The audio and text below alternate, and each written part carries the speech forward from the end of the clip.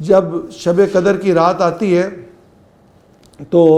حضرت جبریل علیہ السلام فرشتوں کی فوج لے کے اترتے ہیں اور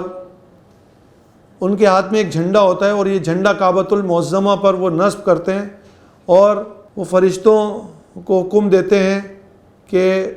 مسلمانوں کی آبادیوں میں پھیل جائیں، اور ان فرشتوں کی تعداد زمین پر بچھی ہوئی کنکریوں سے زیادہ ہوتی ہے، اور یہ فرشتے زمین پر پھیل جاتے ہیں اور مسلمانوں کی دعاؤں پر آمین کہتے ہیں۔ جو مسلمان عبادت کر رہے ہوتے ہیں، ذکر اللہ کر رہے ہوتے ہیں، اللہ تعالیٰ کے کلام کی تلاوت کر رہے ہوتے ہیں، یہ ان سے مصافحہ کرتے ہیں۔ فجر طلوع ہونے کا وقت ہوتا ہے تو جبریل علیہ السلام انہیں حکم دیتے ہیں واپسی کا، تو یہ پوچھتے ہیں کہ آج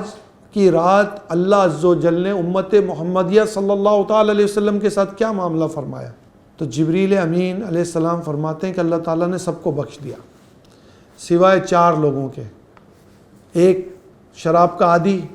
دوسرا ماں باپ کا نافرمان، تیسرا قطع تعلق کرنے والا، اور چوتھا مسلمانوں سے عداوت کینہ بغض رکھنے والا۔ قطع تعلق تو ہمارے یہاں معاشرے میں عام ہے، ہر گھر میں کم و بیش ہر دوسرے تیسرے چوتھے گھر میں آپ دیکھیں گے بھائی کی بہن سے نہیں بنتی، بہن کی بھائی سے نہیں بنتی، بیٹے کی باپ سے نہیں بنتی، ماں کی بیٹی سے نہیں بنتی۔ اتنے لوگ بخشے جائیں اور وہ شخص محروم ہو جائے، کس وجہ سے؟ کہ رشتہ داروں سے تعلق توڑا ہوا ہے۔ تو یاد رکھیے انا کو فنا کرنا ہوگا